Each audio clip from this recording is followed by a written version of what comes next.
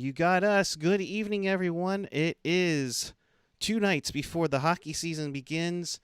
You have yours truly, Erik and Erik, here for Teal Town Live as we preview the West Division in the NHL. And first things first, Landy, number one, how are you doing?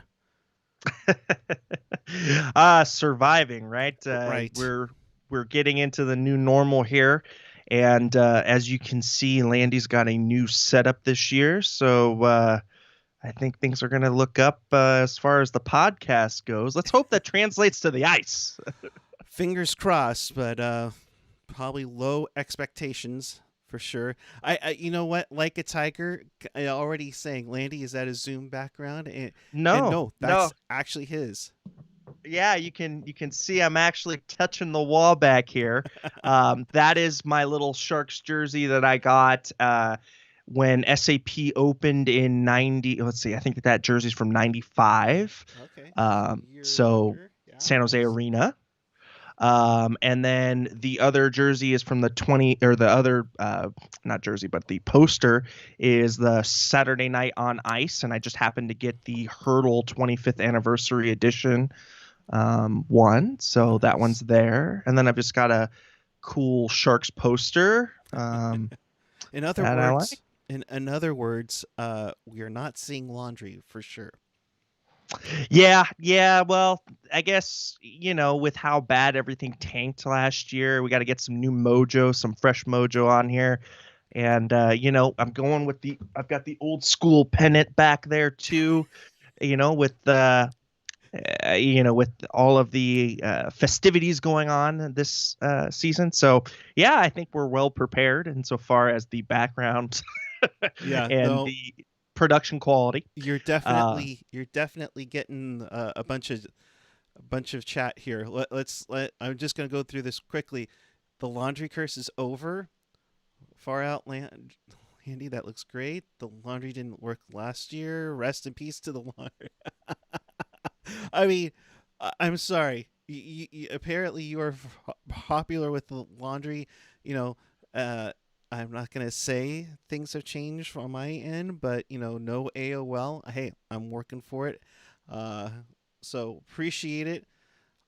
So that being said, let's get into this, shall we? I mean, this is a brand new season, 56 game season, of course.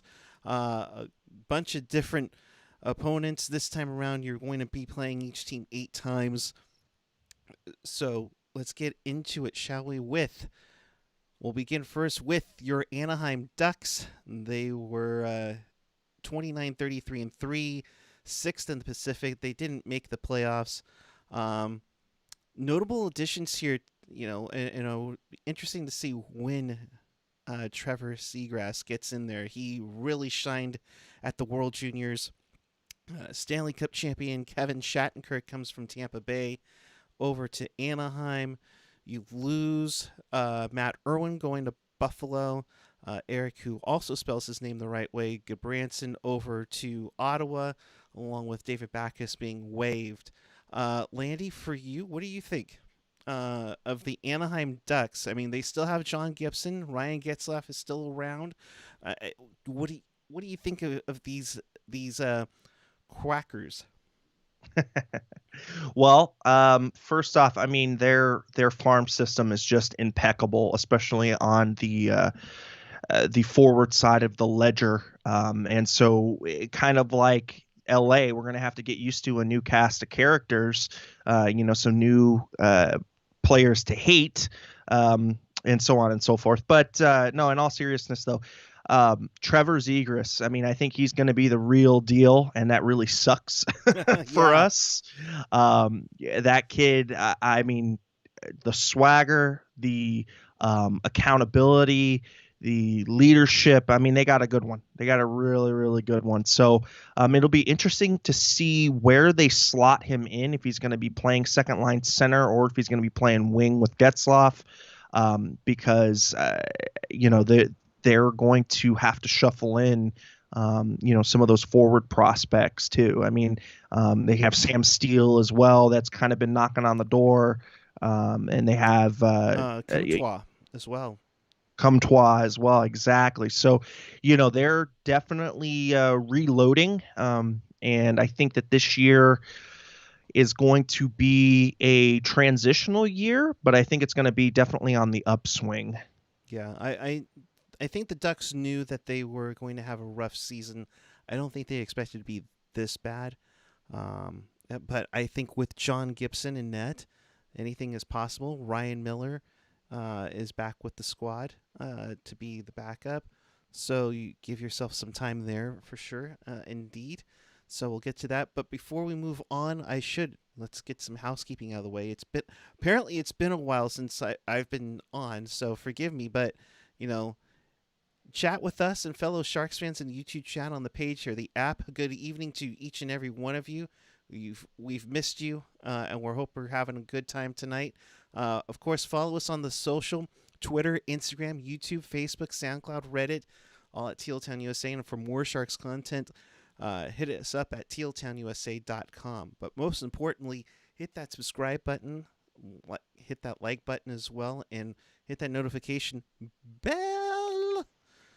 That'll get you all the content that coming this way, and we'll be getting things going already. Myself and AJ have been interviewing a number of people already, and we got more coming. And of course, After Dark will kick off Thursday night as the Sharks will open up their 30th season when they take on the Desert Dogs. Oh wait, lady, your drink.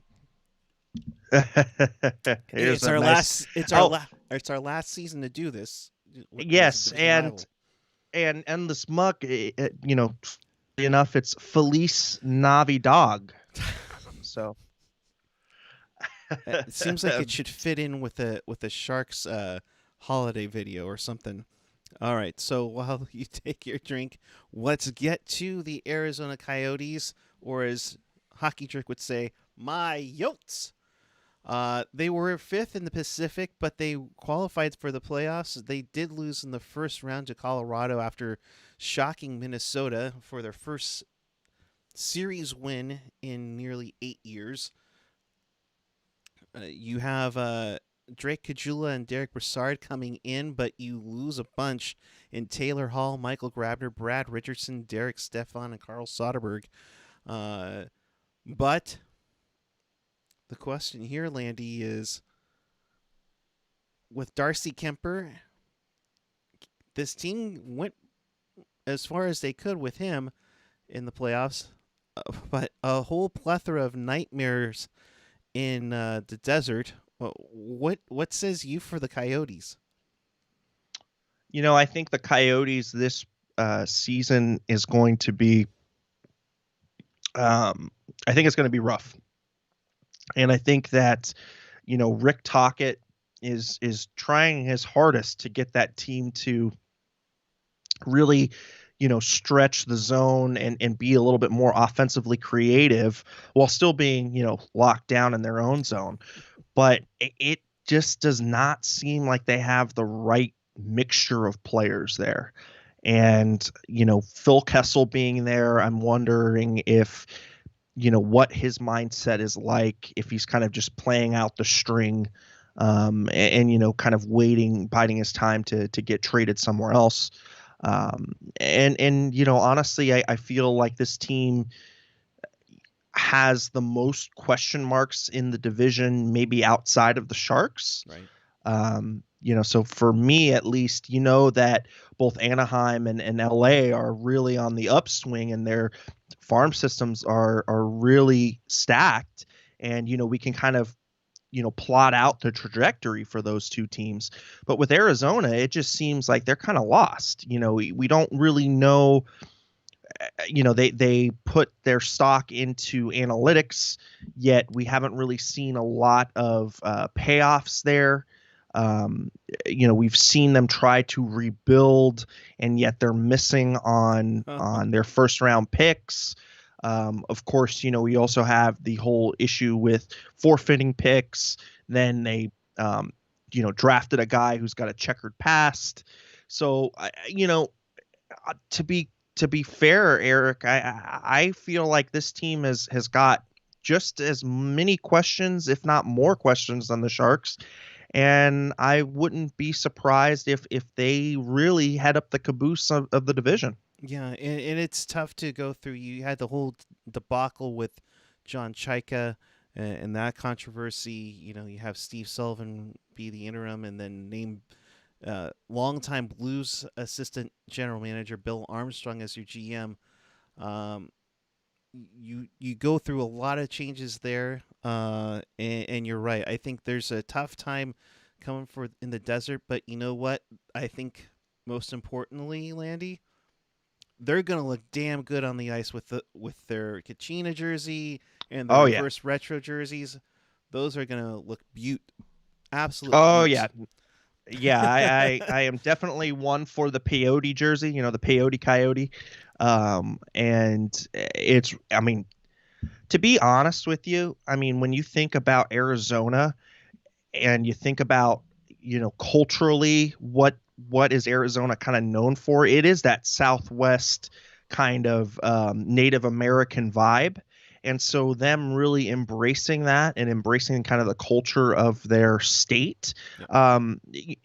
is I think the right move. And I think that could be an on ramp for some new fans. Yeah. So, yeah. I mean, look what the Sharks did when they came out. It was the teal that really popped on for the Coyotes. It's the Kachina, and, Yep. and for a team that's celebrating their. I can't believe it's been 25 years since they moved from Winnipeg. It seems not that too long ago. But hey, for me, I can't see the Coyotes doing too much. I think they're going to be in a rough spot. Who knows if they try to make some moves at the deadline to recoup some of the draft losses and nightmares that have been in the past that might have been from old management. But I digress, unfortunately. But it's going to be a tough one in the desert, and that's one of the teams where I think San Jose, and we'll get to the Sharks in a little bit, where San Jose can really, really take advantage downward. So moving on to a team that, well, I think could come out of the West this year, the Colorado Avalanche, or the Le Nordique de Colorado, if you're into their reverse retro jersey. Second in the Central, they lost in the second round to Dallas. They were banged up in this one. They get Dennis Gilbert, Brandon Saad from Chicago. They got Devon Taves, Devon Taves from the Islanders, Kyle Burrows, but they lose Long Beach native Matt Nieto, former CUDA goalie standout Antoine Bibeau, Michael Hutchinson going, Anton Lindholm and Nikita Zadorov went to Chicago. But Landy, this team is stacked. I think this team could be very special down the road. Oh yeah. No, I think that to me this team is the team that I look at as the class of the division. I feel like they have the best tools to play any kind of game that you want to throw at them. So they have the skill to play against your right. Yeah, I'm just thinking kind of outside of the division, but they have the skill that matches up in the Central.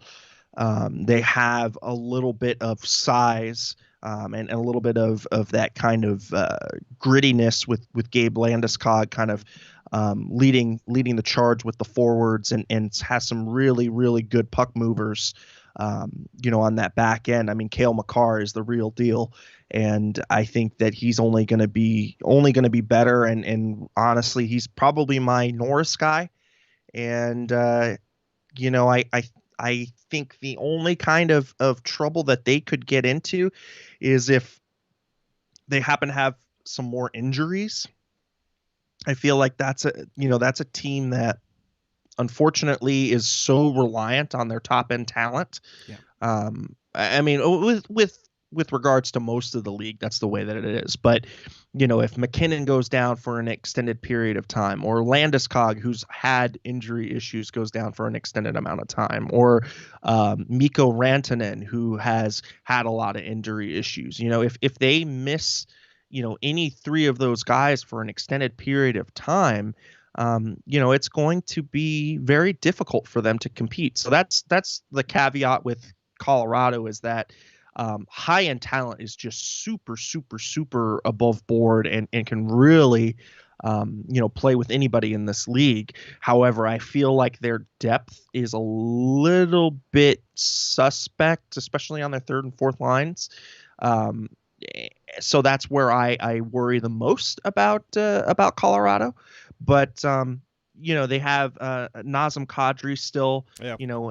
anchoring that bottom six, and I think that they have enough if they stay healthy. Yeah, and Saad's a nice little addition. I just feel it's any moment they'll trade him back to Chicago for some reason, and Right. Chicago will just like give up the brink hit or something over there. But I'm in agreement with Bozo Zoris 666. Avs have a lot of pressure. I think the Avs might be cup or bust this year. I just have a feeling, but I also concerned. And you talk about injuries, but also Philip Grubauer and what's going to happen there. With everything in that nature. I think it's going to See, be a big one for them. I'm of the opinion that you've got Nathan McKinnon on that $6.3 million sweetheart deal for another 2 years after this season.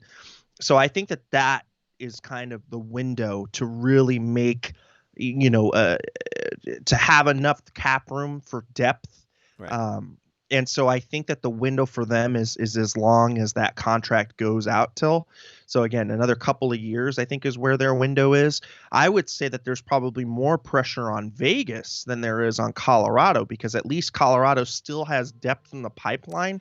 True. And they're really, they're still a pretty young team. Whereas I see Vegas, they kind of blew their whole load in the first their first couple of seasons, and really gave some really bad contracts.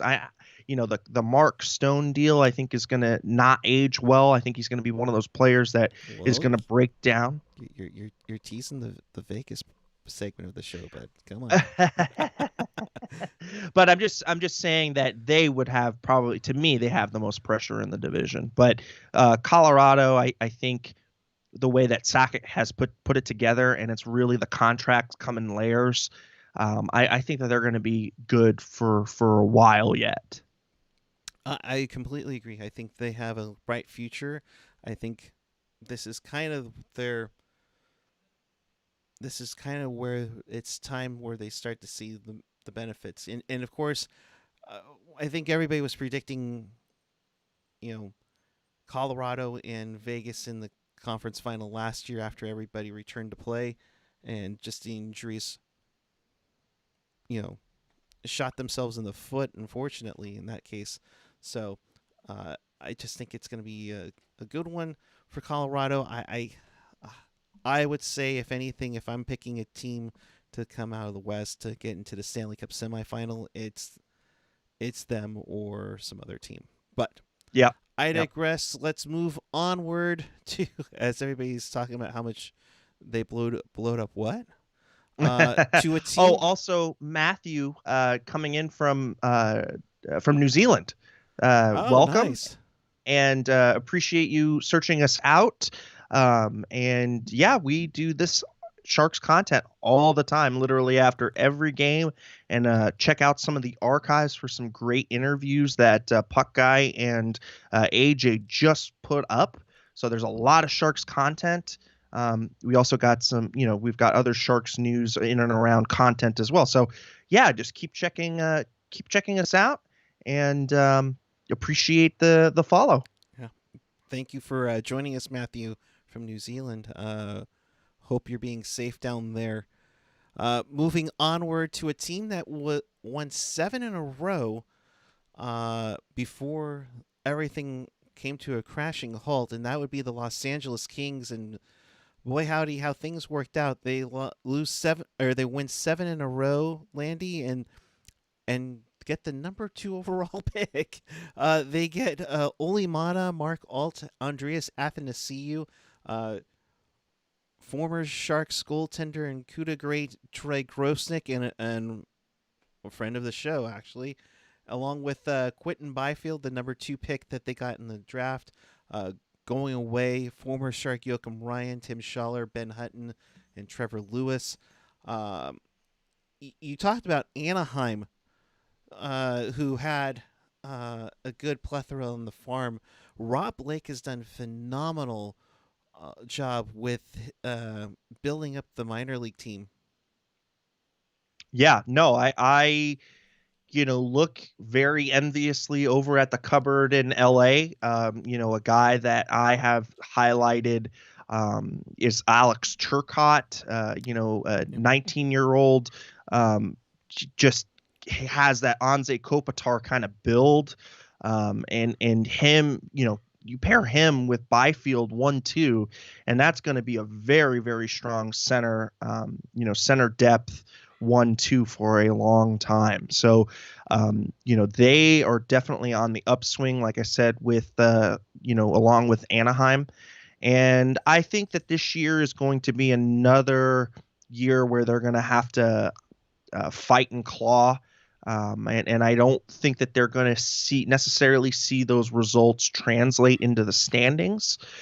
But I do see them on the ascent, and I do see them being a power player in the next 2 years. So, get ready to have more hatred to the Los Angeles Kings. That's for sure. But yeah, you just go through their list. I mean, like I said, they have Rasmus Kapari as well. Elias Anderson, who's another guy that's interesting. Tyler Madden, Quentin Byfield. I mean, Alex Turcotte, like I said before, and they also have some really interesting players on the defensive end as well, because, the Drew Doughty show is eventually going to, the curtain's going to set on that. So, it's just interesting to see how quickly that Rob Blake really turned this around. It's quite amazing, quite a feat. And you mentioned all the future, but yeah, you mentioned Doughty, you mentioned Kopitar. I mean, you still have Jeff Carter from all those runs, and of course Jonathan Quick, who just loves Logan Couture's legs so much he just has to hang on to it as much as possible whenever we play. So you're definitely going to see the Kings really be a player in the future, but this season they could shock, but I'm not sure if they're quite ready yet for that. So yeah, I think they're on the cusp is where I put them. Yeah, they are on the cusp of making it. They could be one of those bubble teams. If they get hot, watch out. That's for sure. It's something to look forward in LA. A new opponent into the Sharks division this year, or just this year, barring Gary Bettman getting crazy with the realignment, or we're still stuck in a crazy COVID world. The Minnesota Wild, another team run by a former Shark. This time it's Bill Guerin. Yes, Bill Guerin was a Shark for a moment. Thanks for nothing. Minnesota lost in the qualifying round to Arizona in the return to play. The notable additions, you have Nick Bjugstad and Nick Bonino, along with Marcus Johansson and Cam Talbot. But, of course, they lose 2 players to San Jose in trades with Devin Dubnyk, Ryan Donato. They also lost Mika Koivu, their longtime captain, Eric Stahl, Alex Galchenyuk. There, Minnesota, another team in transition, I think. They look like they're going to be going through things a little bit, but they do have some pieces that can, pop out there, Landy. Yeah, no, I totally agree. I think that they're in the kind of like that middle portion of their rebuild, so to speak. That you look over into their cupboard and it's a little bit more stocked than it has been. I'm looking at a guy like Marco Rossi, looking at a guy, Alexander Konizov, who's supposed to come over this year and supposed to be a phenom. They have Capo Kakkonen on the goaltending side. So there's definitely pieces, and definitely there are some things to be excited with Minnesota coming up. But to me, those are pieces that signify like I said, the early stages of the rebuild. I don't think that they fully committed, and I don't know that they fully can commit to the kind of rebuild that they want to do when you carry Parise and Suter on the roster. And that, to me, between those two guys, it's 14 and a half, $15 million between those two people alone. So again, it's like, okay, uh, Suter's 35, Parise's 36, Zuccarello's 33. Uh, they're a team that is kind of in that mushy middle again. Right. So are they bad enough to win first overall pick? No. But are they good enough to challenge for a playoff spot? I mean, Oh, you I betcha. don't see it. Yeah, I don't see it, especially when you have, Jared Spurgeon, who's a good player, but I don't see him as a number one defenseman, and that's who they have currently slotted as their number one. I mean, maybe Matt Dumba, I think he's a good 1-2 kind of guy, Right. very, very solid. But I don't see the makeup of a team that A, can withstand injury, and B, can really fight it out with the top end talent. Yeah, and to lose a number of players like Stahl and Koivu, and granted, I know it's a rebuild year for Minnesota, and you get Cam Talbot to replace Devin Dubnyk. I see some slightly moves for to go higher, but I don't see them making it. I don't see them either making it. I mean, I think there's more upside in like a team like Los Angeles to get that fourth spot for sure. So, Matthew mentioning, Boldy, Fristov, Kushdinov, I'm gonna almost say Kiprasov there, Kaprizov are some Yeah. good products. Kevin saying goaltending will be interesting since Guerin publicly buried Stalin and Dubnik after last season. Yeah, that's going to be an interesting one for sure, Kevin. If what's going to happen goaltending on there. So moving onward, as we move onward here, we'll go to another team that's in the division this year, and our friends at Let's Go Blues Radio are looking forward to some lovely banter, and I'm sure we'll have some bets as well down the road here.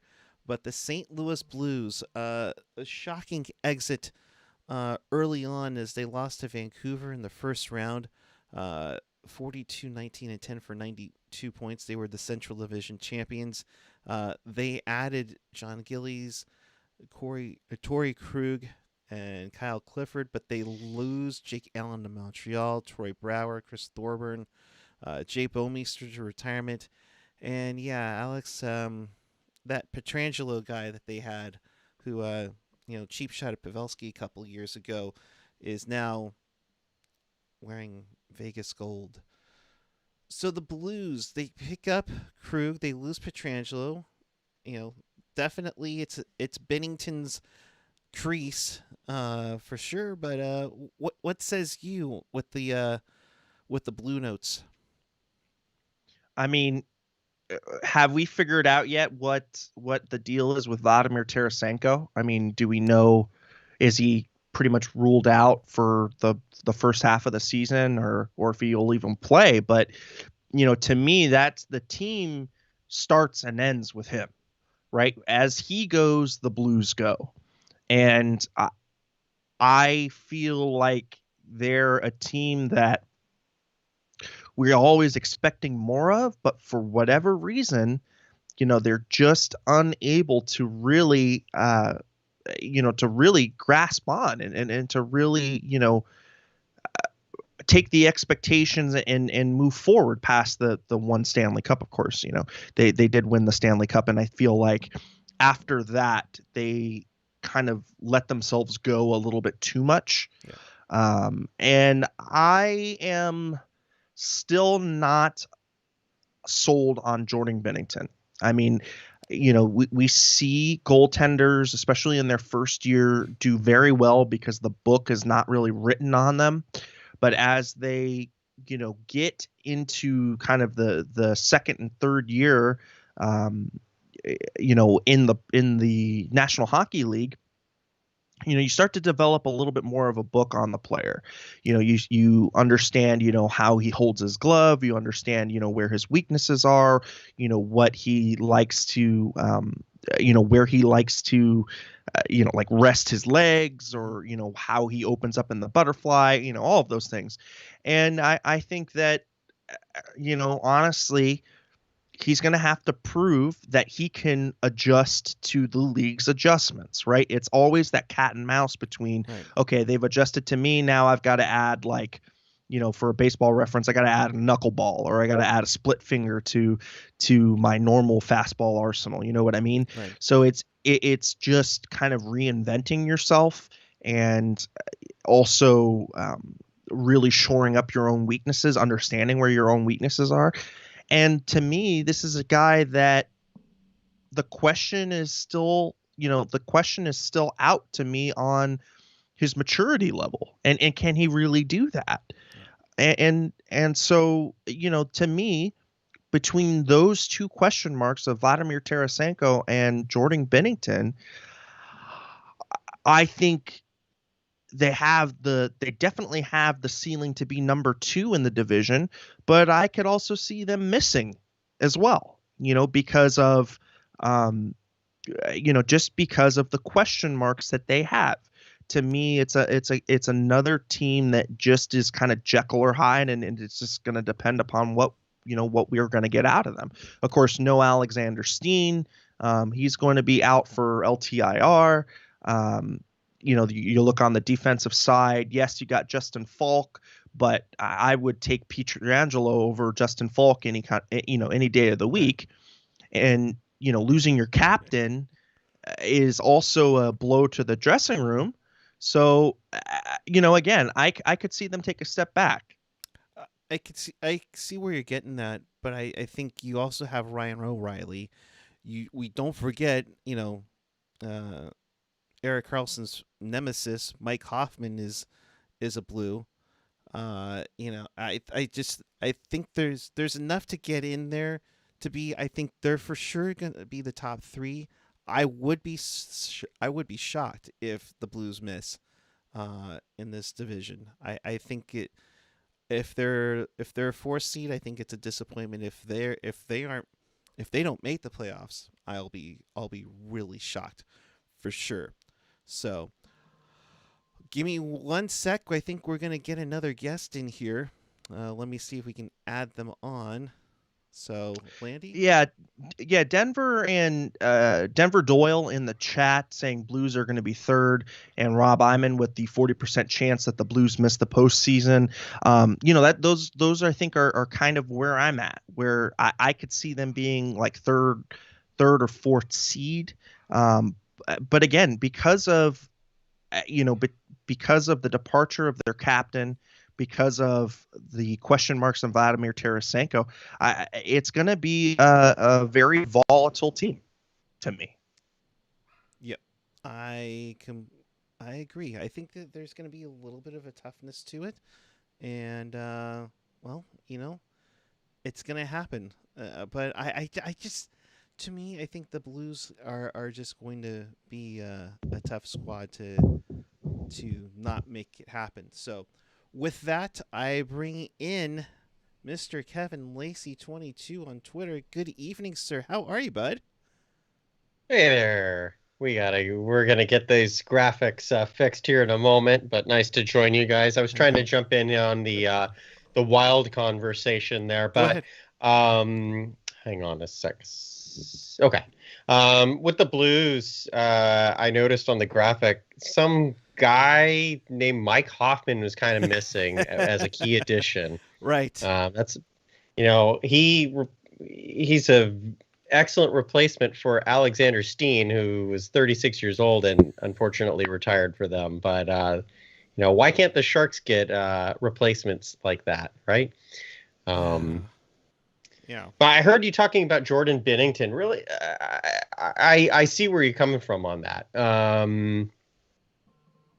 I don't know. I mean, I would take Jordan Binnington over Cam Ward when he was in his prime for Carolina. So Right. Yeah. where are we at with the Blues talk, though? But As I just we actually, as you interrupted. were jumping on, we were just talking about Hoffman, um, Oh, with it. So great timing, Lacey. I guess it was right. But yeah, no, where would you see them in the West? I mean, as Chester Chivo's saying, I can see the Blues anywhere from 2 to 5 in the West. I don't think the Blues are as strong as the Avalanche and the Knights, as you guys mentioned. I do think that the Blues are way above everyone else in the division, though. Like, I don't see parity in this division at all. But I do think, though, if there is a team who could underachieve this season, it would be the Blues, because they have gone through changes. I'm not sold on Justin Falk. I never really have. And I know that it's kind of funny how here in Sharks world, we talk about Erik Karlsson changing the dynamic in the locker room. I say for the better. A lot of people say otherwise. I think Justin Falk has had that same kind of polarizing, I don't know, interjection into the, with Pietrangelo gone now. Not that Falk's the leader there, but I think, I don't know. I don't know how you can't keep Alex Pietrangelo over Justin Falk. Like, that's the thing that, I don't know. I don't know, everybody. It's kind of like the with Pavelski a little bit. You trade a guy the season prior to, and then you don't talk about his deal, and then all of a sudden you try to make a deal, and the next thing, he's gone, and I don't know, just the irony of it all for sure going on there. We lost. Real quick, talking about can we go back to the Wild for a sec, since I jumped on here late? Sure. The Minnesota Wild are definitely a wild card team to me, because you do have Kirill Kaprizov, Kevin Fiala, and Zach Parise tore up the league as a pair the second half of the season. The Wild's question is, who's going to center? I'm here, but I'm getting my output on my headphones back. Give me a second here, no guys. problem. Okay. Kevin, continue. I think that, with Marco Rossi going down and being the only one that people were saying, because a lot of people were saying, who's going to center that team? Marco Rossi's really young to bear the shoulders, bear the number one responsibility on his shoulders. Well, he won't have to worry about that, because he's going to be out for a while. Yeah. So I don't know what the Wild are going to do, and I think that's why they could be near the bottom of the division or right in the playoff thick. But with Kaprizov coming in, now's the time to find out whether he really is the best player outside of North America for the last 3 years. I think yes. Right. But with the defense, I know Landy mentioned defense is a question mark. I believe that.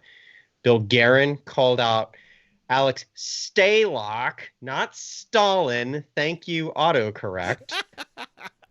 But I don't blame him for burying Stalin. I mean, he's kind of dead, so that does make sense to me. Where did Stalin come from? When I'm reading that, ever since, you know what? I'm not going to go down that avenue, but autocorrect. Yeah, I will say, but what makes up for that though? And you're getting a lot of love in the chat, especially from Mad Cow JR. Love that hat, 25+5. Well, if the Sharks want to give me a 30th anniversary one to wear on these shows, Right? Hey, well, I want some swag too. Come on now, guys. And you know me, I love swag. So let's move onward. We got through the Blues here. Let's talk about the Yes, the The team, Vegas Golden Showers? the team that got $500 million to not participate in the next year's expansion draft and gets to have now a uh, what's the word, guys? I'd say more of a reputation of things going on here a little bit. Here they add Alex Pietrangelo, Lucas Cormier, former Shark involved in the Evander Kane trade, Danny O'Regan, and Carl Dahlstrom. Of course, they lose Derek Englund to retirement, John Merrill, Brandon Peary. They had to move Nate Schmidt to make room, throw in Paul Stastny. They had to move back to Winnipeg for, and not to the least of which, if you want to add one more addition, guys, the dagger through Marc-Andre Fleury. Guys, I mean, yes, as painful as it is to see the Vegas Golden Knights led by Pete DeBoer, are they the team that comes out of the West in the Stanley Cup semifinal? Lacy, I'll start with you. You got to go from Peter DeBoer to throwing it to me. Are you just going to turn this show south, Eric? Like, let me count the ways that I despise Peter DeBoer. Oh, okay. Anyway, the Vegas Golden Knights. I do think that they're going to run roughshod in the division, except for when with Colorado concerned. But I think that Vegas is really going to feast on these California teams, and unfortunately, we're one of those teams. So I think this is going to be a very weird year for the Golden Knights in general, because I think with them, I don't really want to say it this way, but bottom feeding on the Sharks, the Ducks, and the Kings, and maybe the Wild, I think Vegas could look a lot better than they really are when the standings come out at the end of the season. So I wouldn't be surprised if you see Vegas being too overhyped and getting knocked out in the first round of the playoffs because they didn't face any real competition outside of Colorado and St. Louis. Landy, your thoughts on Las Vegas?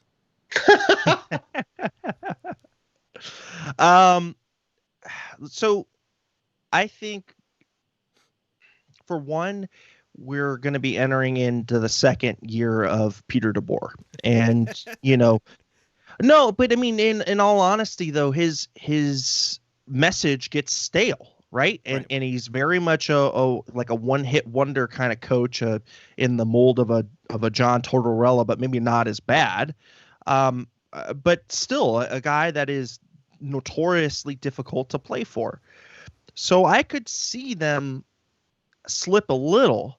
But guys, the thing that I'm more concerned about with this team, and the thing that I think could really bite them in the ass, is the complacency we saw last year.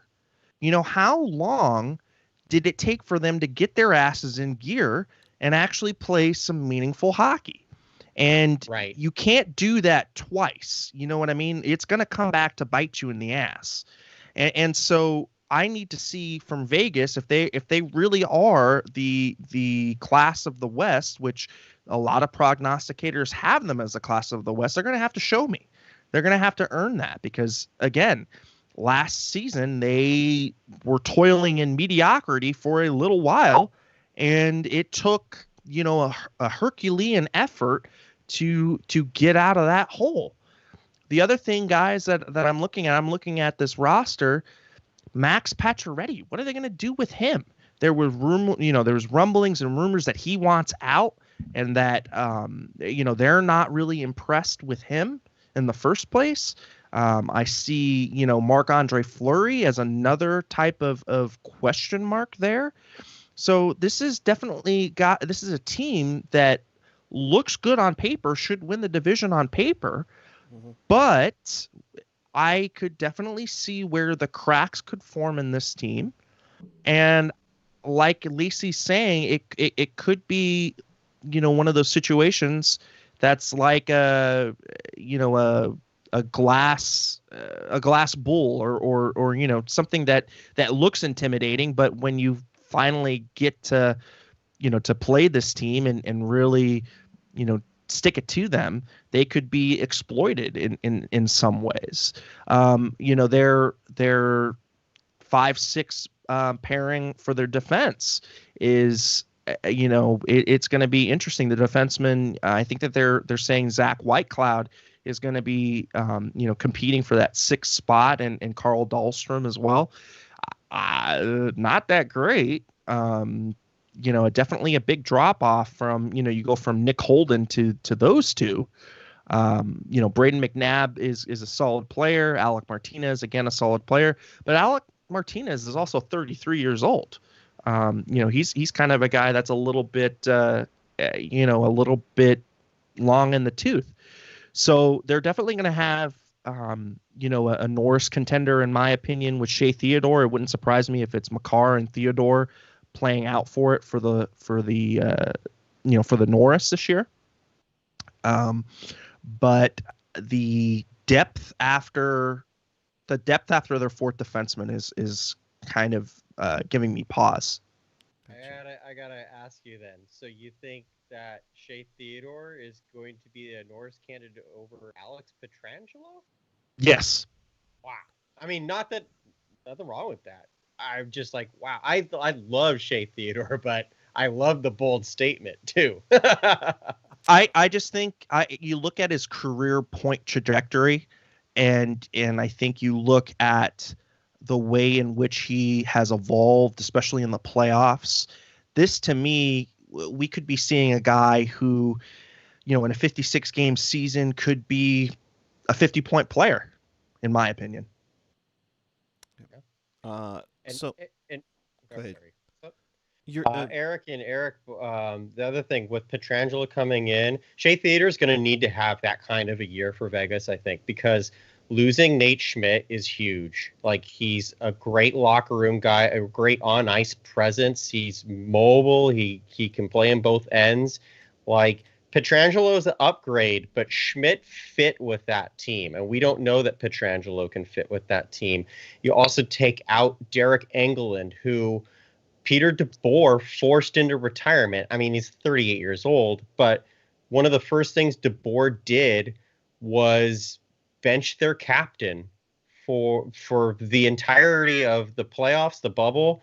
Dating back to like the beginning of February, Derek Engelland played 0 games. And so he ended up that basically forced him into retirement, being on the roster. Like, those are 2 key locker room figures gone with, as you mentioned, Landy, Max Pacioretty. Who knows what's going on with him?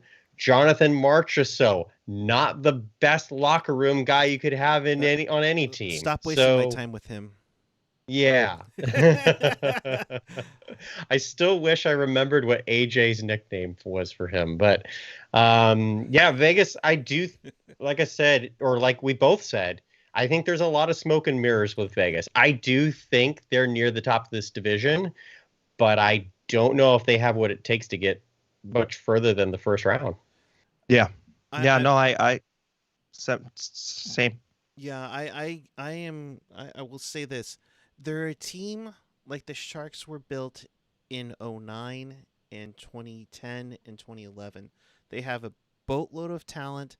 They have all the pieces to win it all, but they're a little bit arrogant. They're a little bit cocky. I think it showed against the series against Vancouver that they thought when they went into Game 5 and had to deal with Thatcher Demko that they're just going to run people over and it's done. It's over and done with. We got this. We're just going to take it easy. And then, oh crap, Thatcher Demko stealing Games 5 and 6 and almost stole Game 7 for them, where we saw that great expression from Mark Stone in the handshake line, which I get. But like you guys said before, to reiterate it, they didn't show up when they had to play the meaningful game. They had Chicago, which they totally outmatched.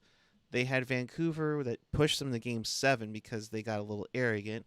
And then Dallas just took them down. I'm not going to say they're not going to make the playoffs. I think right now they are the team that can win this division. But I'm with you guys. They can win the division. They can be the top seed. They could be in the Stanley Cup final. But for some reason, I just see them falling apart. They haven't shown me their domination. And with all the everything, and I forget who said it in the chat, like a tiger, Vegas, we love this new addition. Also Vegas, ooh, new shiny new player. They've built a reputation on we didn't get it done, so we're going to move on and find a new shiny thing. Where they lose Schmidt, where they lose Stastny, and they are on the verge of losing Fleury at this point, because I can't see it happening. Yeah, I mean, you just look at the center depth. I mean, number one center is William Karlsson. He's a good player. Would I say he's a number one center? I'd say he's a 1B, a solid 1B.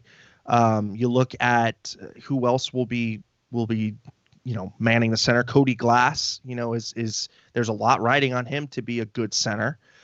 This is a team that is loaded to the gills on the wings, but man, that center depth leaves it somewhat to be desired.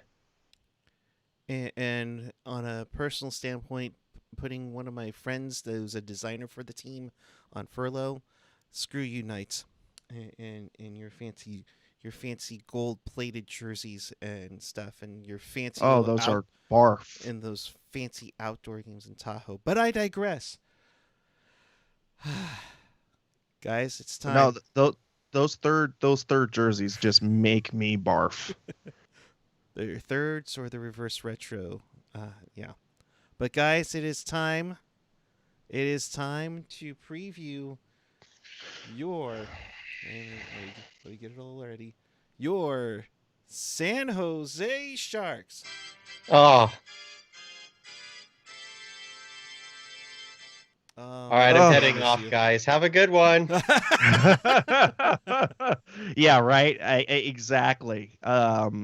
So you have John Leonard, Brinson Pasichnuk. Did I get that right? Pasichnuk. Pasichnuk. Thank you. Long Beach native Matt Nieto, Alexei Melnichuk, Ryan Donato, Devin Dubnyk making his return to Northern California. And don't forget Patrick Marleau was a UFA signing for this team. Joe Thornton, Melker Karlsson, Aaron Dell, Lukas Radil. The team's departures per se. I know you guys are itching at the bit to talk about the prospects, but let's put this team on paper. The defense needs improvement. Goaltending, I would hope it's hit rock bottom and it can only go up. We've talked about it ad nauseum last year about the missing the goal scoring. And your best point of last season was your number one penalty kill, and two of your best PKers are now off this team. So, with that, Erik Landi, tell me why the Sharks are going to make the playoffs. Just serve me up that dog turd on a silver platter there. Okay. First off, I think for my bold prediction, I'm going to say that Martin Jones is going to post a .915 save percentage this season. Whoa. Yep, I think that. Write this down. Okay. Yeah, mm-hmm. And the reason why I say that is because he spent the off season working on his footwork, which has always been a very, very big issue for me. Especially when he plays small in the net for a big guy. Devin Dubnyk, on the other hand, I don't think he's going to be all that great. He doesn't need to be. If Martin Jones can post a .915, I'd be happy with a .905 or a .908 save percentage out of Devin Dubnyk. But that scrimmage, that teal and white scrimmage where he got lit up for 7 goals, really left a bad taste in my mouth. And so I think that there's more question marks around him than there is for Martin Jones. So that's kind of the easiest thing to tackle first, right? Going into the defense, I mean, this time for Erik Karlsson, Brent Burns, and Marc-Edouard Vlasic, I think we're going to see a mini resurgence. You've been off for 10 months. You have been able to kind of retread the tires just a little. Mind you, they're both at advanced ages when I'm talking about Brent Burns and Marc-Edouard Vlasic, 35 and 33 respectively, which, is starting to really kind of push the ceiling of the productive years out of a defenseman. But I could definitely see them coming out of the gate quickly because of the rest. So I think that Marc-Edouard Vlasic is going to be better than he was last season. I don't think he's going to be the same Marc-Edouard Vlasic as, say, when he was 28, 29. But I think he'll definitely be better. Brent Burns, I see him being maybe like a 35-point player. And I think Erik Karlsson will probably be a point per game player. I think in those three you've got some really good. I think you'll get some really good results because of the break. It's going to be about health for that defense. Somebody said something about a paper cut. Dear God, if they get a paper cut, what are we going to do?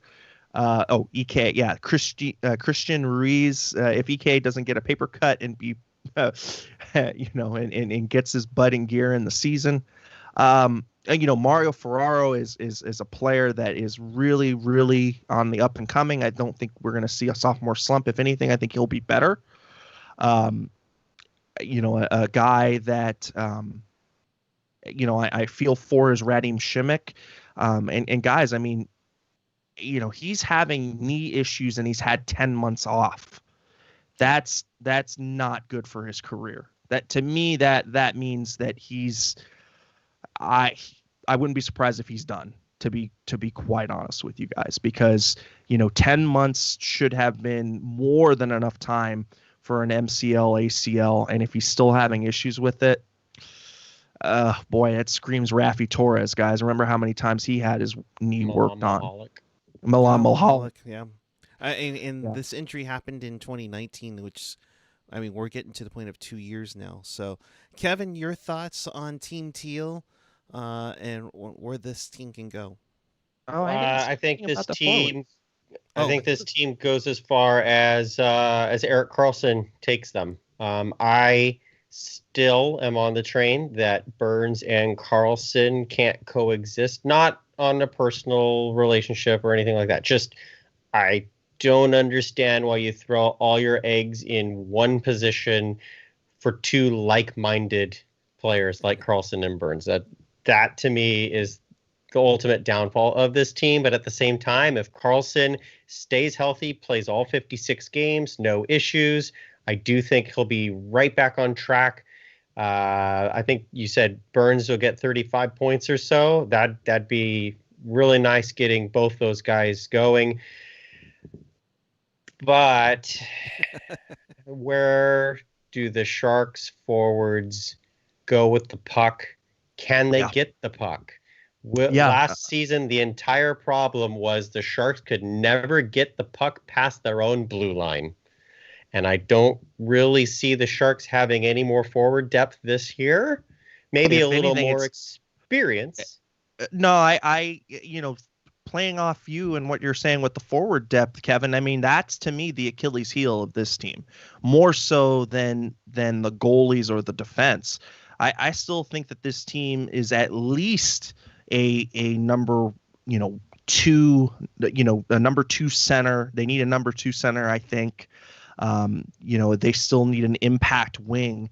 Those, to me, they're at least two impact players away from being a solid, forward squad. And that's not a great look. Now, I'm very, very, very interested to see John Leonard. Yeah. If he is, and oh my gosh, I feel sorry for the kid already because somebody said Joe Pavelski light, and if you get that label that young, oh my God, I I feel don't so think sorry. that's the worst comparison, though. Like, I really don't, No, because even no, I'm worried about the pressure that puts on sure, him. sure, being in the same market and everything, but I think I even made that comp on draft day on our show. Go back and check the archives on Teal Town USA and find out if I made that comp, because I think I actually did. Gotcha. But One sec before you continue on, let me just shout out Christian Ruiz with his super chat donation. I got my stimmy check tonight, so here, no shout out needed. Good night. Well, I appreciate you don't want to shout out, but by all means, we got to give you some love. And if you want to, feel free, hit that, hit us up with the super chat, or of course, hit up on Venmo at Tealtown USA. Kevin, back to you. Wait, this sounds we, weird. Kevin, back to you. I usually we throw it back to Randy, appreciate but the 1/100th or 1,000th of your stimulus check or whatever. No, but for Yeah. real, like, no, for real, that's awesome. Thank you, Christian. We appreciate that. Yeah, and you can see your tax dollars at work. I mean, now we've got a nice Landy background, and they have with no good stipends. audio. Yeah, exactly. So, this is definitely your tax dollars at work. It goes straight back into the show, and we appreciate everybody who helps us out. No, it really does. But So, Kevin, sorry to interrupt. Continue on. Kind of going off John Leonard. So Mark Eisenberg was really the one who was spearheading this whole John Leonard's going to be in the top 6 with the Sharks this year thing. Yeah, foreseen point for him. Yeah, I was like, he could, but I didn't see it happening. And he's been really great here in camp. I mean, we've seen that Ryan Donato started camp in the top 6 and got pushed down. John Leonard seized the moment and ran with it. Now we'll see how this goes in the actual season here. I do think he can bring the goods.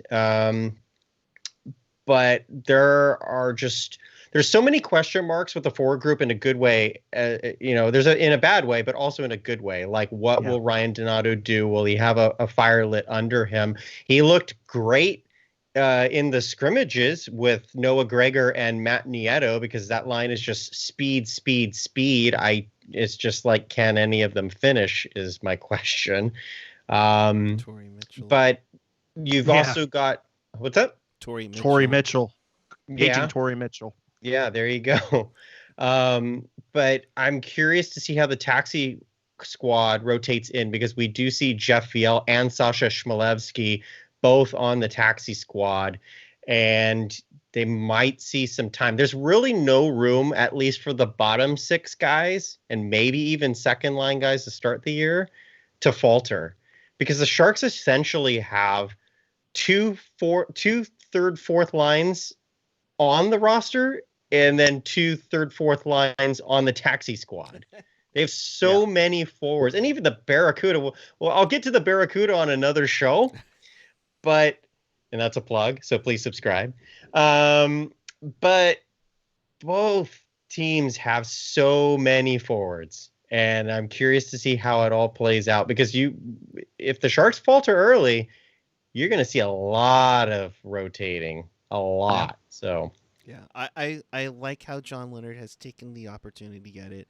Of course, having his buddy Mario Ferraro kind of give him hints as to what to do, sure. It definitely helps. You're definitely getting some love with Nason in the chat, with Noah Gregor in the chat. You also look at Couture is coming back. He's going to be healthy. Hurdle's going to be back. I think this is a really critical year for Tomas Hurdle, with the knee issues that he's had, and that's where you need the kids to step up. Where you talk about VL or Chmelevski, or especially with John Leonard. I think John Leonard is going to definitely be a key issue here. Kevin Labanc, you need to have a two-way play this year. Marcus Sorensen, you need to get your crap together this season. Otherwise, you are headed back to Europe. You know what I want to see, honestly, What? at some point? John Leonard on one wing, Tomas Hertl at center, and Rudolph Balcers on the other right wing. No, I'm serious. I actually I want to see think that line. I think that's a good line as well. It's got size, it's got speed, it's got both a sniper and a two-way forward. You know, Right. the two-way forward being John and the sniper being Rudolph. Because Rudolph, I think, definitely has an underrated shot, Yep. and we saw that in the Barracuda. It was something that I picked up on when we drafted him. So yeah, no, I'm totally with you there, and I think maybe we should break down the lines because I think people are kind of filtering in. So with the number one line, of course, it's set with Couture, Kane, and LeBanc. The number two line, from what we've heard, is Leonard on one wing. You've got oh, wait a minute, hold on. Did I get that wrong? Is it Couture? Yeah, it's Couture, Timo, and Banker, I think. LeBanc. Yeah, Couture, Timo, and LeBanc. Then it's Kane, Hurdle, Leonard. Then it's Donato, Gregor and Nieto, yeah, and Gregor. And then for the fourth line, it's been Patty, it's been Sorensen, and it's been Gambrell, right, as the center? Or Schulman, and I think Schulman and Showman has been there, but I'm more comfortable with Sorensen, Marlowe, and Gambrell. But again, this is where the rotating really starts to play in because you haven't mentioned Nason, Shellman, a couple other guys there. And Shellman signed a 2-year deal, so they definitely, look at him being a future piece in there. You throw in Patty, you throw in Nason. I mean, you definitely have some decent pieces around here. It's just a matter of them producing. Yeah, I think that is going to be the biggest question mark for the forward group is just can the I think if you look at the Sharks, it's can the sum of the pieces outweigh the the individual talent, right? Because I think on the individual talent side for the forwards, you would say that they're lacking. But if the team, let's say for instance, John Leonard pots 20 goals, that would go a hell of a long way. If we could get a nice 15 or 20 out of Ryan Donato, that could go a long way. Kevin LeBanc kind of coming back and a 25 goal season would be incredible. Same with Timo. And so if the team can get the production from the boys up front, then I think we're talking 4 seed if they get the production up front. And that's going to be the issue, like right. Kevin had said, is will those defensemen be able to run and gun, get the puck out of their own zone? Will the defense be able to beef up and go into the corners a little bit more and not be afraid? Because that was something that I saw last season, that the defensemen were afraid to put their backs to the play and really kind of go in there. To me, they were timid. It was a timid group outside of Shemek and Mario, because those are the two big physical presence. But I saw the team really shying away from that physical play. So when this team is playing quickly, when this team is playing with more physicality, and they really use their bodies and really throw their weight around. I mean, Hertl is going to be above a point a game player if he uses his ass like Yager. You know what I mean? Right. Him bouncing, Evgeny Malkin, that to me signified, okay, the kid still got the goods. He's still he could be an elite player, and unfortunately with those injuries, I think it's definitely taken away from his potential. But I still think that number one center is still somewhere in there. So I think you're absolutely right. It's going to be a very important season for Tomas. And I think that he could rise to it. I mean, I think that had he not been hurt, he probably would have gotten in the neighborhood of, let's see, last season he got 36 points in 48 games played. I could have seen him as a closer to, a 50-point player had he not been injured. So 56 games, if he's healthy for all 56, I could definitely see him putting up a point per game. Okay, I want to bring up something that you said. I'm going to throw it to both of you guys. Okay. Yep. You said you thought the Sharks could get fourth in the division, and for me, I think that's their ceiling, is fourth in the division. Yeah. So, if you guys feel the same, that that's the Sharks' ceiling, is it even worth making the playoffs? Because I'm of the belief, and this is just my personal opinion, that if you're going to rebuild, the easiest thing for your fans who don't like enduring losing is to lose in a 48 game season, a shorter season. You still get a high draft pick and you cut the misery by 30%. So to me, yeah, of course, playoff hockey is great because you never know what's going to happen. I mean, yeah, we all picked Dallas to go to the Cup Finals last year, right, guys? So, I mean, yeah, you never know. But is it worth it? Is it worth it? Yeah, and I think for me at least, the smart thing to do would be to rebuild. I think if you look at the team and you look at it on paper, it's lacking some major pieces in my opinion, and it's old, on the older side. I look at a lot of these high-end players and they're on the backside of 30 or at 30. So to me, the smart thing would be to rebuild.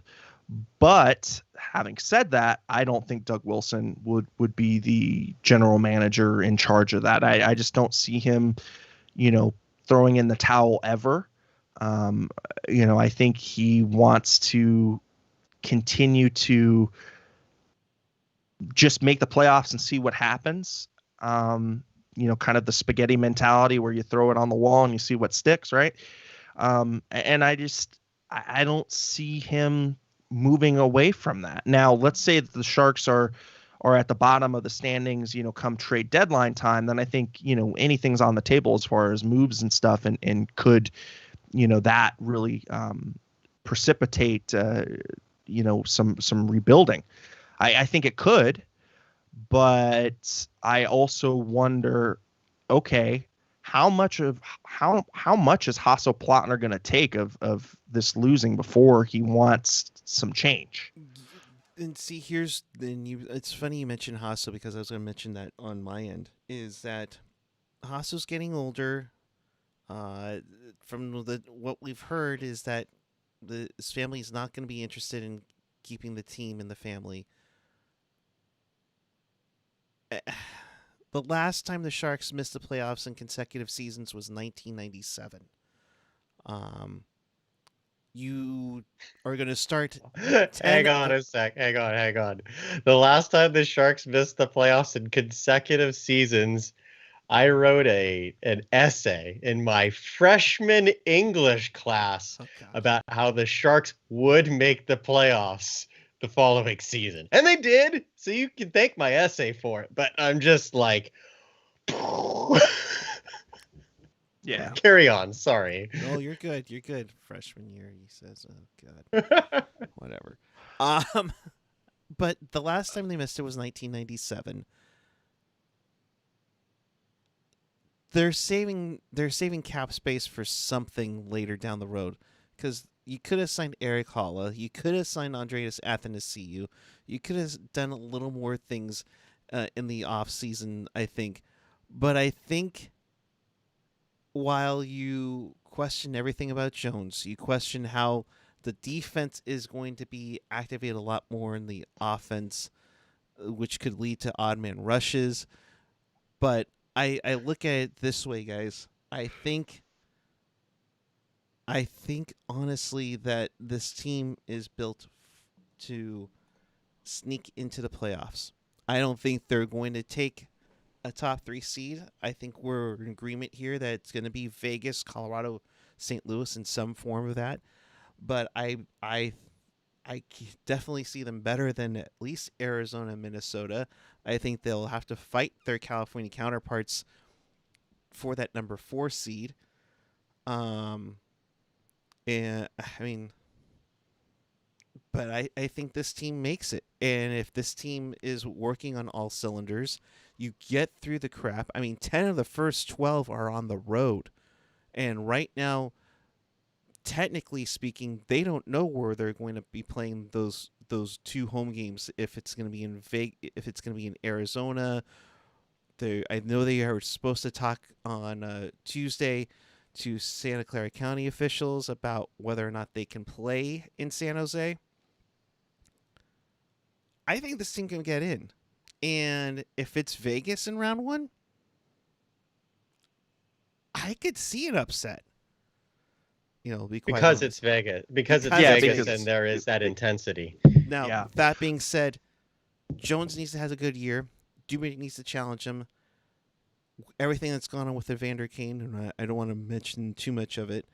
Hopefully, Actually, I did want to talk about that though, because there is one little wrinkle in that whole filing, was if he doesn't play the season, his contract will be terminated. And I don't know about you guys, but to me, that might be the best solution. And the kind of cap relief that you get and wiping out that bad contract, it might not. It would sting and it would hurt because it takes a top 6 player out of the lineup. But your leading goal scorer from last year. But there is a player by the name of Pierre-Luc Dubois that could totally transform the team, the look of the team, and the makeup. I mean, if you somehow were able to swindle him out of Columbus, you could really, really kickstart a rebuild in a way that is immeasurable. So, to me, it might not be the worst thing in the world. That'll remain to be seen. The one thing I'm worried about is if it's going to be the distraction. I worry about that too. You know the game that they have in Vegas. If they have fans, they're going to be taunting him, and Reeves is definitely going to be taunting him. And now we know why he wanted to fight Jake Paul or Logan Paul, whatever. Either way.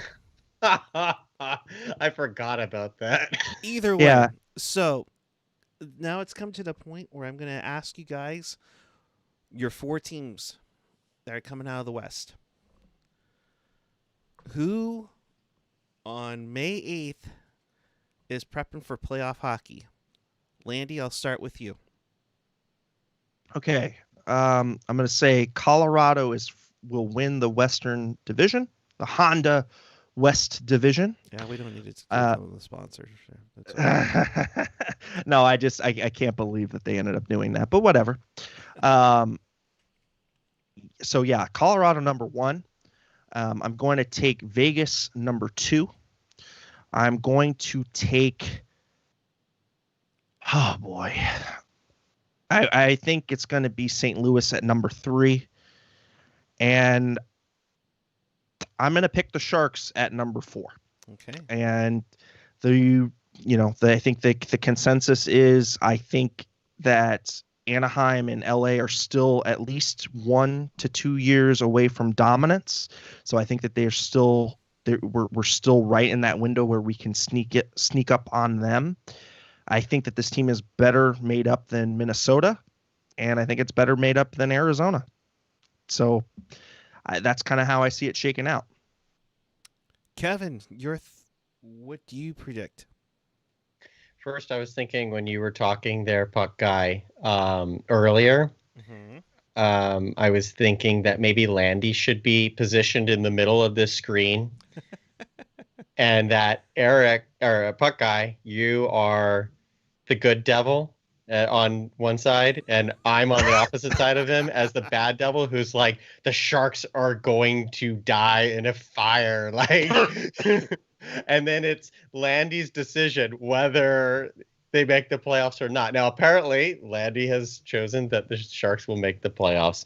I am less optimistic, unfortunately. My 4 teams out of this conference division thing, whatever, yeah, is Colorado 1, yes. Vegas 2, yes. St. Louis 3, yes. Nobody else deserves to make the playoffs in the division, Oh, but jeez. But Arizona will be that 4th team. But I don't think this division. I think this division is so imbalanced this year. I think it's gonna be a very hard season for at least 4 of the teams in the division. the 2-3 Yeah. seeds in the West is going to be a battle of the playoffs for sure, and it's going to be a tough one to see one of those teams go home. For me, I'm going to go Colorado 1, Vegas 2, St. Louis 3, San Jose 4. I think San Jose can, unless they absolutely, shart themselves in the hockey pants, I think they can get this done. And I will go on record and say they will upset Vegas in round 1 of the playoffs. So, that being said, one more thing before we get out of here. It's going to be, and I'm going to do this very teal tinted glasses for you, Lacy. Wait a minute. I got to look at the date here. It's Friday, July 9th, 2021. And the Stanley Cup is presented to who, Kevin? Oh, wow. I haven't thought that far. Usually I have something by now. I think that the Washington Capitals will win the Stanley Cup this year. Over. Remember, it's a different format this year. I know. And so here's the thing. I don't know how. Have they announced the format, or have they announced that they could change the format depending on what goes on with the Canadian Conference Division Not that thing? I'm aware of what the format is right now. What the format is right now is that the top, and so the top team or the team from each division, and it's based on seeding. Okay. So you could have an East and East final. You could have a West and West final. Right, and that's why I'm like, over? Because I can see 2 Eastern teams being in this, but it's like I don't feel like it's going to be Washington and Tampa Bay. Like, let me go right now, because it's easy for me, but I will update this later. Washington over the Colorado Avalanche. All right. So Lacy's picking Caps over Avs. Mr. Landi? Oh boy.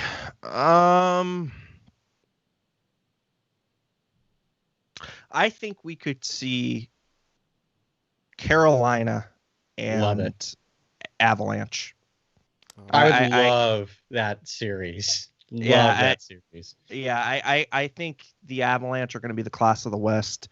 And, I think the Carolina Hurricanes could, because I look at them playing up against the Canadian division, and I like them in that Canadian division. And then in that Eastern Conference, I also could see them leapfrog Tampa Bay because, I don't believe in back-to-backs. It's very, very hard to repeat in this league. So I think Tampa Bay is going to take a step back. I could see maybe the New York Islanders, because they're a very structured team, could be the team that could give the Hurricanes some issues. But I really, really like I like the fact that the Carolina's sum is greater than their parts. So, yeah, I think it's going to be Colorado will be awarded the Stanley Cup over the Carolina Hurricanes. All right. kind of feeling this Erik vibe here, because Colorado is my pick to win it all. I'm going to. I'm making bold predictions that usually never come true. So, Colorado over Toronto in the Stanley Cup. Yeah, that's final. a good one. Yeah, that's a good Didn't one. you pick Toronto last year? Did I pick Toronto last year? I don't know. Someone did on this show. I think I picked I know I picked San Jose, and boy, howdy, Yeah. did that come out well. But Denver Doyle even saying it. Toronto versus Colorado, Avs win 4-1. So, but in the Canadian division, let's just talk about that real quick. Mhm. I mean, like, I could see the Oilers come out of that division. I could see Montreal come out of that division, and I could see Toronto coming out of that division, right? They're going to beat up on each other. And honestly, what's going to be left out of that division coming out of it? Yeah. That to me is the biggest roadblock from a Canadian team being in the final, is just that they're going to have to navigate some very, very tough teams. In the East, Vancouver, Vancouver's on the team. I saw that look, Puck guy. Trying to be good. All right. Mm-hmm. The East. While they have, they can walk to each other's arenas. I think the division's set up for it. I could see one of the teams coming out of there, for sure. So, Mad Cow JR, thank you for the super chat donation. So I want to talk about Bugner's new system and trying to get the D more involved in the offense. And I liked the comments, Mad Cow, in the chat. Keep it up. Everyone keep it up. But you had some really good points, Mad Cow. Just want to throw that out to you. What do you guys think of this plan to have the defense being evolved more offensively? Are we going to try to win games 6-5? Yeah, the Sharks have to. With Burns and Carlson on the back end, you have to have an offensive style on the back end. Because if you're going for a defensive style, why do you have both of them? Yeah. Yeah. Nope. No, I agree. And I feel like every time we get a new Sharks head coach hire, it's more volume from the back end, more the back end. I mean, shit, Ron Wilson, when he was hired, was more from the back end. Todd McClellan was defensive, defense coming from Detroit. So they're going to be more involved from the back end. Every single coach that has been brought on has always stressed that point, and yet the personnel seem to want to do whatever they want to do. So it's going to be up to Bob Bugner to really get it through those two thick skulls, and I'm talking squarely on 65 and 88, and it's going to be whether or not they're going to be able to buy in. Now, I think Bugner has created such goodwill with Burnsy. I think he has his ear still, and I think that he could also really bond with EK65. Boogie being his a defenseman. So I could definitely see them buying into it, and I think we could see some more offense from the back end. However, again, I got to see it to believe it, because we've been promised this over and over and over again. The first few games are really going to be telltale as to how this system will work. Rocky Thompson and John Madden, boom! You hope as the old video game would say, you hope the Sharks opponents get run over by a freight train. So, by the way, coach, those coaching additions there with Rocky. I really like the Rocky Thompson one. Good character guy, and for the locker room, he's going to be. To me, Rocky Thompson reminds me of Craig Patrick from the movie Miracle, where he's there's got like Herb Brooks and no one wants to deal with them, but Craig Patrick is like he's the player's guy.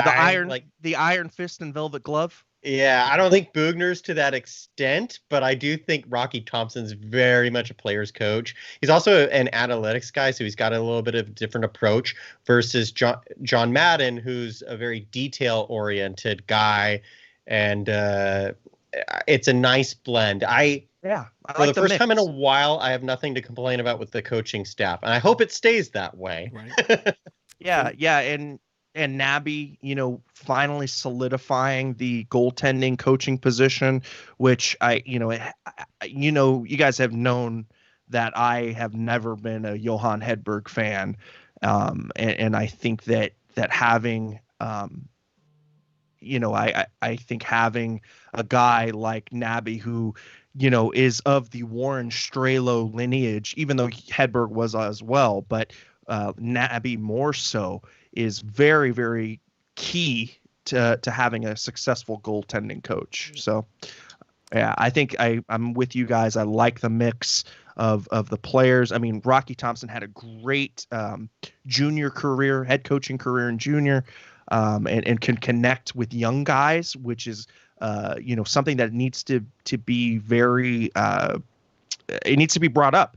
Because it's this team, the complete opposite of what we saw with DeBoer. Thompson is great with the youth. DeBoer is not, which is why I'm surprised Danny O'Regan went back to Vegas, but I digress. Yeah. Yep. All right. Well, in case you missed anything, when you want to check this out again, check us out on tealtownusa.com or your favorite podcatcher. Apple Podcasts, Google Podcasts, YouTube. Of course, hit that subscribe button and ring that bell to get notified when we go on the air. SoundCloud, Spotify, TuneIn, iHeartRadio, always available at tealtownusa.com. So with that, we are now, as we're doing this live, we are now less than 20 hours away from puck drop, guys. Never thought I'd see it, but 10 months since the Sharks played. We got to wait a little bit more, but we got some games on the docket Wednesday night. So with that, thank you as always. Kevin, thank you, of course, joining in with the 25 plus 5. Your final thoughts on where the people can find you. Okay, so a couple just quick things here. One is that I am at Kevin Lacy 22 on most social media platforms. I did put out a bunch of tweets last night about the Sharks cuts and players being assigned to Barracuda camp. I am hoping here later this week or for sure next week getting out an episode of In the Reef, the long lost Barracuda podcast on Teal Town USA. I'll need to talk with AJ and see if we can schedule something here, but I know that Nick Nollenberger is ready to go. Him and I have been talking over the last couple of weeks, so we're both fired up for this Barracuda season. Nice. Don't really know what it's going to bring. I don't know what to make of the AHL season at all, to be honest, with taxi squads and everything, but stay tuned for that.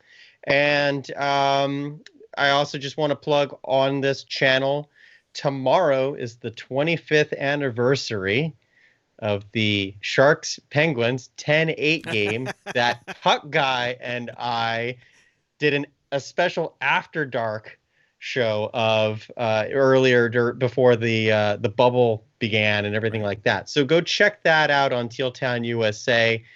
We broke it down 1996 style.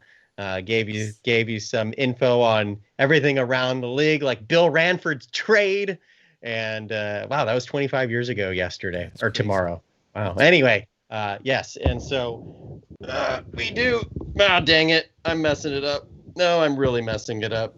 I don't know what's going on here. Right Sorry. Right there. There we go. We interrupt everything to bring you the hockey season, folks. There you go. All right. And Mr. Erik Landi, your final thought and where the people can find you. Final thoughts is that Tomas Hertl is going to be a beast this year.